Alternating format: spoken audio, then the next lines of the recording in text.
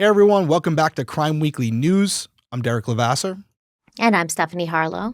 And big news this week, a case that we covered, Adnan Syed. I believe we did 8 or 9 parts on it. We went really in depth on the Adnan Syed Hae Min Lee case, Hae Min Lee being the victim in the case, and we gave our opinions on it. And we left that series believing that Adnan Syed had in fact killed Hae Min Lee. We both agreed on that. Would you imagine that? But there's been a change of events because after all that went down, his conviction was vacated and he was released. And it was this big story. He was doing all these media things. He was speaking at universities, talking about how to improve the justice system, which there is truth in that. However, when all this was going down, Hae Min Lee's brother, Young Lee, contested the vacating of the conviction because he wasn't given the opportunity to appear at court and give his side of what he thinks should happen. And he argued, him and his attorneys argued that he had the right to be present and the right to have a reasonable amount of time of notification to be present for that hearing. And he stated that that was not the case. So this went up the chain all the way to the Supreme Court. And a ruling on Friday, August 30th by Maryland Supreme Court upheld the lower court's reinstatement of Adnan Syed's murder conviction in connection with the 1999 death of his ex-girlfriend Hae Min Lee. In a 4-3 ruling by the higher court, they upheld an earlier appeals court decision that said the rights of the victim's family were violated because they weren't given proper notice of the 2022 hearing to toss out Syed's conviction in the first place. And this was according to CNN. So this case is just crazy. It's back and forth, without a doubt, politically motivated. And from just looking at other articles that have come out and watching other videos, attorneys have said what is transpired in this case is unheard of. At this rate, this back and forth, it's just a crazy case overall. But I was surprised to see this ruling, because we'll get into it in a few, we'll talk about it, but I don't know if it's going to, because now obviously this is going to go back down to the vacatur hearing, which is going to just be redone. And I don't know if it's going to make a difference. So we could end up where we are, where we were before this reinstatement, but I was surprised to see this happen. And clearly it wasn't an overwhelming conclusion because it was a 4-3 vote. But what was your reaction when you heard about this? Because you texted me, not knowing that I knew. Well, yeah. I mean, I figured you'd heard about it because I have Google alerts set up for a lot of the cases that we cover. Yep. In case something pops up like Scott Peterson, Adnan Syed, things like that. The case with the Adelsons is another one that I have Google alerts set up for. But I didn't know exactly what it meant. Like, what's changed? Because it doesn't appear that anything's changed. It appears his conviction's being upheld. So he's now a convicted murderer again. A convicted murderer again. That's correct. But not going back to prison. That is also correct. What's up with that? You tell me. I don't know. I just don't understand. So is it like upholding his conviction, sort of like this like bone they're throwing to Hae's family, like, oh, hey, we know you're upset and we know you didn't like this, so here, we'll uphold his conviction, but he's still going to remain a free man. Like, is it just a way to cover their asses legally so they can't be sued by Hae's family? What does this accomplish, I guess, for anyone? First off, I believe Adnan killed Hae Min Lee, so I don't like the guy. That's very evident. If you want to go watch our 9-part series, you'll see that. However, I don't blame him for any of this, okay? This is a lot of the outsiders who have capitalized and monetized this tragedy and have been the megaphones for Adnan Syed on the outside. And then you had a political figure, Mosby, run on this part of her campaign to say, if I were elected, I'm going to get Adnan Syed's conviction overturned. And they ran on that. So Adnan's kind of been a pawn in this game. But he allows himself to be, right? Well, why wouldn't you? Because he could stand up and say, he did it. I mean, he's been saying he's innocent this whole time. So why? 100%. Why? So how can you not blame him? I guess. But that's what all these murderers do. Most of them, anyways. I mean, we're talking about the Gainesville Ripper, and it took an act of Congress for him to convince, or I should say, come forward and admit to what he did because of his girlfriend and his sidekick there, but they don't always do that. Absolutely fine. And once again, we want to be very specific. Like at this time, when we say murderer, Adnan Syed is a convicted murderer. Legally, in the eyes of the law, he committed murder. That's correct. That's the point. So we can say that.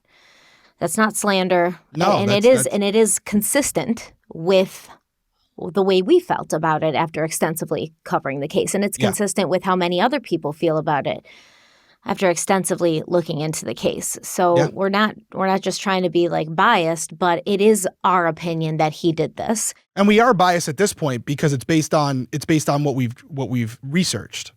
But if something came out, right, that showed that maybe it was completely wrong, we would be open to that, because it's not like we want this guy to be guilty. It's not like we hate him just for who he is and we're glad he got caught as a murderer because we just don't like him. No, we have a bad taste in our mouth about Adnan Syed because of how deep we went into the case and because of what we believe that he did. I don't really understand what's happening here specifically, because the attorney, David Sanford, who's representing Hae Min Lee's family, said back in 2023, listen, we're not on a campaign to have Adnan Syed put back into jail. This is about representing victims and their representatives. So maybe it was kind of an agreement made by both sides of like, oh, as long as his conviction's upheld, we don't care if he goes back to jail, but the rest of us might, right? Yeah. So for me, where I'm at on this is you could look at it one way where there's a convicted murderer that's currently walking the streets. On the other hand, there's a lot of people who believe, regardless of whether Hae Min Lee's brother was present, it wouldn't have changed the outcome. We're not going to go into the weeds here because we could do 7 hours on Hae Min Lee again. But the reality is the judicial process, the court proceedings, there were a lot of mistakes made by the prosecution. There were Brady violations. There were a lot of things that brought into question Adnan Syed's conviction in the first place, which is why I believe it was vacated. I think there are two things going on here. I think it's going to go back down to the vacatur hearing. I think Young Lee will be present. I think he'll give his side of it. And ultimately, I feel like the conviction will be vacated again. Properly. Yes, it's going to go down to the lower court judge. Yep, back down to the lower court. They're going to come to the same conclusion. Yeah, they'll decide what's going on. So you think it will be vacated? Because the reasons why they vacated it was based on the facts of the case and the judicial process that had transpired. Mm-hmm. It wasn't influenced by the fact that Young Lee was there or not there. Yes, he's going to get up and say what he wants. He's going to represent his sister as he should, as he has the right to do. So I do feel this is more of a formality to do it the right way, to allow victims and their families to be heard. And then you think it'll go back to where, okay, now again, Adnan Syed is correct, not guilty. Correct. That's where I feel this will end up. That's where I feel this will end up. But just to remind people, and I'm not trying to plug our series. There's a lot of other people who have done it too. Prosecutors did a great job on it as well. You can go back and look at the facts of the case and come to your own conclusions. But just a quick little recap here. Adnan was a passionate guy. He wanted to be with Hae Min Lee. He says he didn't. He's lying. I don't believe him. That's my opinion. He's still coming and helping her, picking her up when her car had a flat tire. He was even when she was dating someone else, and oh no, we're just friends. We're just friends. It's what I would do for my friend. Like, nah, you can't be friends with somebody like that when you love them the way you said you loved her. Like that's gonna, especially right after it's too fresh. So that's right. There was a couple facts from me that really stood out. Obviously, Jay, you have to believe Jay, but Jay saying that Adnan, he saw Hae Min Lee's body, that's a big one. But for me, it also goes back to just the chronological order of things and the evidence as it was found eventually. You have a situation where Adnan, his whereabouts has been in question this entire time. We talk about track practice and where he was during the day. Nobody's ever been able to figure that out. That in and of itself, that we can't say, yeah, no, he was in class or he was at track practice. That's a problem. Then you have Hae Min Lee's car. The steering column, the window wiper arm was broken off. I strongly believe that Adnan had asked Hae Min Lee for a ride. She had told some other people that she had things to do, but I think she reluctantly gave him a ride. His plan for that ride was to try to win her back when he felt things were going the other way. I think he even brought flowers for her. I think things went the other way. He didn't like what he heard, and I feel like he killed her in that moment. He smacked her head off the car, probably the door or the window. He strangled her to death. I believe in that process of that struggle, it broke the steering column arm. I believe that it caused that damage. There were fingerprints found in the back of the car that belonged to Adnan, and people have said, oh yeah, of course they're going to be in there. But it was about the things that they were specifically found on. They were found on different items, one of them being a map book. If you remember the map book, there was a page ripped out of the map book. That page that was ripped out was where she was ultimately found. And his fingerprints were found on that as well. His fingerprints were found on that. And then the big thing, and I'm trying to remember all of it, it's been a while, but the big thing for me was when Jay was brought into custody for an unrelated matter, his GPS coordinates pinged off the location where Hae Min Lee would eventually be found. Adnan's did, which meant Adnan saw that Jay had got picked up by the police, was worried that the police were talking to Jay about Hae Min Lee and where her body was. And so Adnan drives by the place where he left her body, thinking he might see a police presence there, and then he would know that Jay had turned on him and he could take off or do whatever he had to do. Yes. That's right. There's lots of things. And we kind of talked about this before we started the podcast, and I almost got into it when I was kind of going on my little tangent in the beginning, whether it was premeditated or a crime of passion. As you said, you think it was a crime of passion, and the prosecutors had a similar conversation. And Brent said he thought it was a crime of passion, and then Alice said she thought it was premeditated. I think that it was premeditated as well. It's possible because he had said before, I'm going to kill her. He had said that. I think he wrote that down. He'd written that down and maybe even said it to a couple people. He had definitely expressed that emotion, that feeling before, prior to the incident. I think that, like you said, if the interaction with her that day had gone differently, maybe she'd still be alive. But he went into that interaction knowing, if this doesn't go my way, in my opinion, if this doesn't go my way, she's dead. If I can't have her, nobody can. So is that a crime of passion or is it premeditation? I guess a little bit of both, but it wasn't the snap decision that I think he made. And this comes back to a lot of the tinier things that you really don't hear. Like when you watch that HBO docuseries, you don't hear about this Bilal guy, right? We've talked about the Bilal guy, the older guy. Bilal, Okay, so a lot of things having to do with Bilal kind of suggests that it might have been premeditated. And the fact that Adnan had this alibi, about being at the church, and was it Ramadan or something like that, but he wasn't there, right? And so there's things that just suggest he had an alibi sort of built, and having an alibi built suggests premeditation to me. So this is a very complicated case. Oh yeah, a lot of feelings run high with it on both sides, and I respect both sides because honestly, anybody who wants to get that deep into a true crime case to figure out the truth, I respect that. Whether you come to the same conclusion I have or a different conclusion, if you spent time, energy, and, brain power looking through this case, looking through all the documents, looking through the timelines, the GPS, the cell phone towers, I mean, there's tons of stuff. If you did that, I respect the hell out of you. Yeah. And whatever conclusion you came to, I still respect it. We'll never know. That's the point. We will never for sure know. Not for sure. He'll never admit to it. He'll never admit to it. If he hasn't by now, with everything that's transpired, he won't. Even if he's saying he's innocent, and that's true, the people that believe he's not are never going to believe that he is. So we'll just never know, and we'll never all be on the same page. And that's fine, because I think at the end, still, even the people who support him still care about Hae Min Lee and still want justice for her. They just don't think that justice can be found in Adnan. And that's fine. Yeah.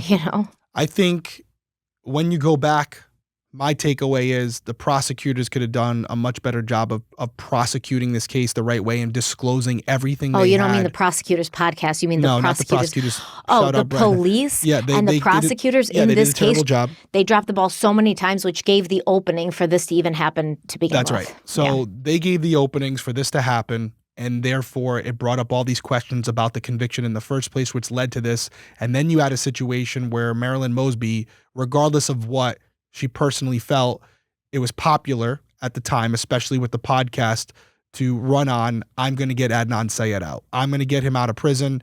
That's what my goals will be in this as the person in charge. I will get that done once in office. And she did. Regardless, she pushed it through without even allowing Hae Min Lee's family to be present for it. So there were some missteps made. As I just said a couple minutes ago, I think at the end of all this, more than likely Adnan's conviction will be vacated and he will be a free man, but it doesn't change the fact, or it doesn't change the evidence in the case and my belief and many others' beliefs that he killed her. And he did some time in prison, not enough for what transpired because we don't get Hae Min Lee back, but Well, he was in prison for a couple decades, was he not? yeah. I mean, which is honestly, if you're going to be honest, some killers get less. Some people get less and some get more, but yeah. And also just to try to be in the middle. There's a lot of people in prison right now for crimes they didn't commit. And there are people who have committed crimes that are out on the street. The only silver lining here is I do not think we'll see a situation where Adnan ever hurts anyone else. Maybe this was an isolated incident. It doesn't make it okay, but he also has so many eyeballs on him. He is going to be on his best behavior, I would think. If not, he's a moron. But he has served a lot of time, more than some who have committed crimes like this. And I do not think that he will be a danger to society moving forward. So that's not going to suffice for Hae Min Lee's family. They just want justice. And there was even something in the People article that we had looked up where the representatives for Lee's family, the lawyers, basically said, listen, if there's something that proves Adnan's innocent, we will be the first one to stand up and agree to let him out. But we haven't seen that yet. We just want to know what happened to our loved one. That's where we lie. We don't care if it's Adnan or someone else. We just want the person responsible to be held accountable. So it's a tragic set of circumstances. It's been used as a tool by politicians and people in the entertainment industry, and it's become very polarizing with people on both sides of the aisle. And depending on what you want to believe, you can find facts that will support your narrative. I know how I feel. I know how you feel. Regardless of what happens during this vacatur hearing, it's not going to change my opinion on Adnan Syed. I do believe he killed Hae Min Lee. And there's nothing that could be shown to me at this point that would change that. Unless literally there's a video of it, which there isn't. It's not going to happen for me. And we don't know, right? Derek and I believe that Adnan did this, but we don't know for sure. But we do believe it very strongly. And we're litigious. We don't just say this shit a lot in these episodes. So the fact that we're both saying it, I think it says for something, because we might infer things, but to come out and bluntly just state what we believe like this, it was pretty overwhelming in this case. I was very surprised. You were completely not on either side when we started. I didn't know the case that well. I knew of the case, but not. I don't even think you'd listen to Serial when it was like big. You didn't even listen to that, did you? No. And so when I started hearing it, page after page, it was just becoming more and more obvious to me what happened here. And whether you believe Jay or not, that's one piece of it. But in totality, with everything else we have, couple that with Jay's statement, it aligns for me. So that's where I leave this one. I'm glad that young Lee and Hae's family is going to get to be heard. I think that's very important in this case. And I am interested to see how it works out. I've been surprised by this whole thing so far, even with this 4-3 ruling. So maybe we'll be surprised again. The question I have is, and I'm assuming that it would be the case, if for some reason they decide not to vacate his conviction, will he be taken back into custody? I would imagine I would so, assume right? so, right? But who knows at this point? What? Well, he's been good the entire time, so we're going to leave him out. I don't know. I mean, we've been back and forth with this, and it could go back the other way. So let's just ride this one out and see what happens. Yeah, let's just see what happens. We'll use it as just a test. We'll see what happens here. But honestly, I would say this is a unique situation because I don't know of any other case that's sort of gone this way in the aftermath. So why is that? It's because of Serial. Because of the public pressure. But like you said, there's a ton of people sitting in prison who are falsely convicted of murders, right? That's right. That's good. That public pressure, that public knowledge is good. But when this was just the wrong case. This was, or well, we don't. My opinion. Know. We think it was the wrong case. My opinion. I just can't imagine anything worse. Where obviously being a victim of a violent crime is worse, but I can't imagine anything worse than being charged with murder and given like a life sentence in prison or any kind of sentence, and you in your head knowing, I did not do this. That's a nightmare. Like, Absolute how nightmare. did this happen? You have to feel like you're living in the Matrix at some point. Like, you just don't think you never thought that something like could happen like this in America, where you live. Like there's going to be a legal process, there's going to be a trial, and the truth will come out. And then you really understand that trials are not so much about the truth coming out. They're about who's better at presenting their side of the story to make the jury believe that that's the truth. Trials are not about the truth coming out. Let's be honest here. And it can also depend on what your judge had for lunch that day, what type of mood they're in. What your judge had for lunch, what the jury's previous experiences are with certain people or certain situations. Yeah, it's crazy. It's crazy. And I'll take it a step further. You have situations where you have people in prison for 20, 30 years right now for marijuana charges, and now it's legal in most states. It's crazy. Our justice system is all bunches of messed up. But with this particular case, I feel very strongly about my opinion on this one. Nothing that happens from this point forward will change that. If by chance Adnan is still out there when this is all said and done, the good news for everybody listening and watching, whether you believe he's guilty or not, I don't think he's a threat to society. I think this was an isolated incident, whether it was premeditated or a crime of passion. I don't think he's going to be out there reoffending. Doesn't change the fact that he should be behind bars if he did in fact do it. I personally just don't see that happening. Do you think going to prison is more of a punishment or more of a danger to society, removing a danger to society thing? Or is it like supposed to achieve both? I think it's a combination of things. I think it's being held accountable for what you did, serving your time. I also think and if it's not murder, it's an ability to go in there and rehabilitate by getting the services you need and understanding what you've done wrong and maybe getting out and being a contributing member of society, whether it's medical care, mental care, whatever it might be. And sometimes a lot of people come out of prison and they're better for it. They are able to actually inspire and show our youth what not to do. So there are some advantages to it.